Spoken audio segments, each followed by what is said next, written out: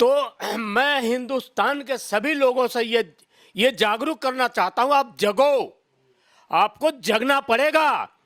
आप अखिलेश का बयान देखो, अखिलेश या राहुल या प्रियंका या कोई इस प्रकार का नेता कहीं बांग्लादेश का बारे में बोला है क्या? वो नहीं बोला है, ना बोलेगा, क्योंकि कहीं न कहीं इनका लिंक पाएगा जो हिंदू काटे जा रहे हैं। अभी जो संभल में जो हो रहा है, ये क्यों जा रहे हैं बार बार? ये क्यों जा रहे हैं उनको बचाने के लिए, आतंकवादियों को? आतंकवादियों पे आप देखें, जो बड़ी से बड़ी कानून है, बड़ी से बड़ी जो कानून है वो उन पे लगना चाहिए, उनको जेल में जाना चाहिए, उनकी जमानत नहीं मिलनी चाहिए, उनकी कि तुम बाहर आओ।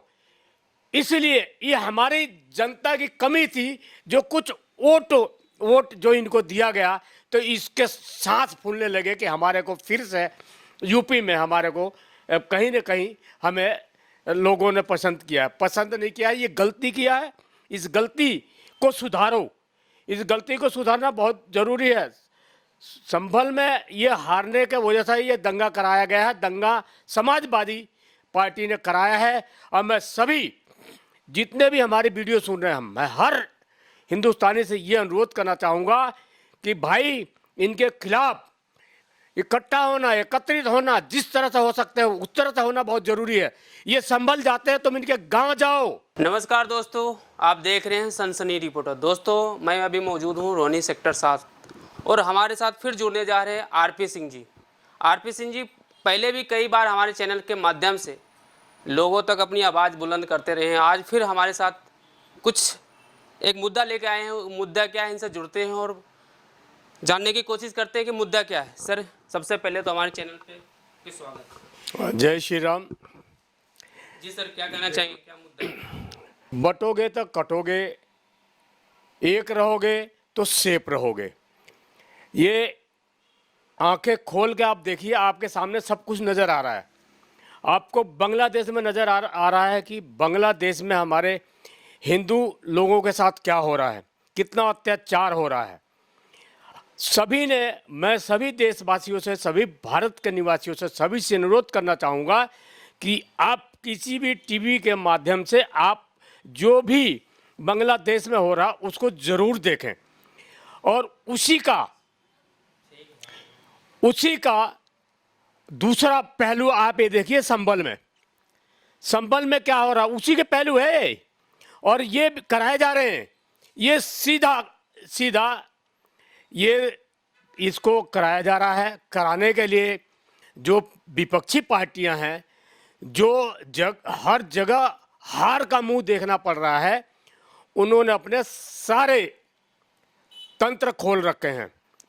उन्होंने पुलिस पर आरोप लगा रहे हैं कि पुलिस के सामने ये घटनाएं हुई संभल में। संभल की घटनाएं बहुत दुर्भाग्यपूर्ण है और संभल की जो घटनाएं हैं वहाँ समाजवादी पार्टी का हार का ये नतीजा है। उन्होंने अपने गुंडों को वहाँ हथियार देकर इन्होंने खुद भेजा है और इन्हीं के लोग हैं, समाजवादी लोग हैं, कांग्रेसी लोग हैं, इस तरह के सभी विपक्ष के जो लोग हैं, उन्होंने वहाँ ईंट पत्थरों से, वहाँ जो भी वकील गए थे, जो हमारे पुलिस के अधिकारी गए थे, उन पर पत्थरों से हमला किया गया है, बमों से हमला किया गया है, बंदूकों से हमला किया गया है।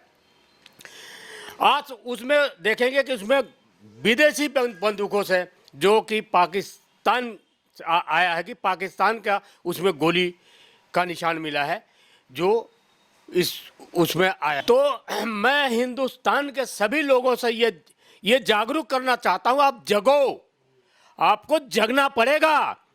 आप अखिलेश का बयान देखो, अखिलेश या राहुल या प्रियंका या कोई इस प्रकार का नेता कहीं बांग्लादेश का बारे में बोला है क्या? वो नहीं बोला है, ना बोलेगा, क्योंकि कहीं न कहीं इनका लिंक पाएगा जो हिंदू काटे जा रहे हैं। अभी जो संभल में जो हो रहा है, ये क्यों जा रहे हैं बार बार? ये क्यों जा रहे हैं उनको बचाने के लिए, आतंकवादियों को? आतंकवादियों पे आप देखें, जो बड़ी से बड़ी कानून है, बड़ी से बड़ी जो कानून है वो उन पर लगना चाहिए, उनको जेल में जाना चाहिए, उनकी जमानत नहीं मिलनी चाहिए, उनकी जमानती उनके वकील उनको मिलना नहीं चाहिए। आप बांग्लादेश में देखिए कि एक हमारे धर्माचार्य जो कि उनके लिए कितनी मदद कर रखी है उस संस्था ने, उस संस्था के केस लड़ने की कोशिश किया, एक वकील ने उसको जान से मार दिया गया। और हमारे हिंदुस्तान में क्या हो रहा है? सेम होगा, ये सेम होने वाला है। ये विपक्ष, मैं कह रहा हूं इनको एक वोट भी कहीं से भी इस हिंदुस्तान से नहीं मिलना चाहिए।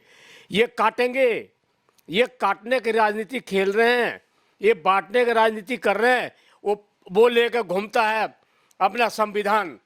संविधान इन्होंने कितनी बारी चेंज किया, ये सारी दुनिया को पता है। कुछ नहीं, इन्होंने देश को खराब करना है, देश की तरक्की को खराब करना है।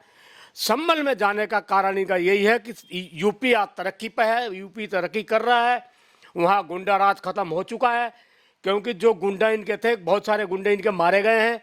अब जो गुंडे बचे हैं उनको इन्होंने हथियार थमा दिया है, हथियार पकड़ा दिया है कि तुम बाहर आओ।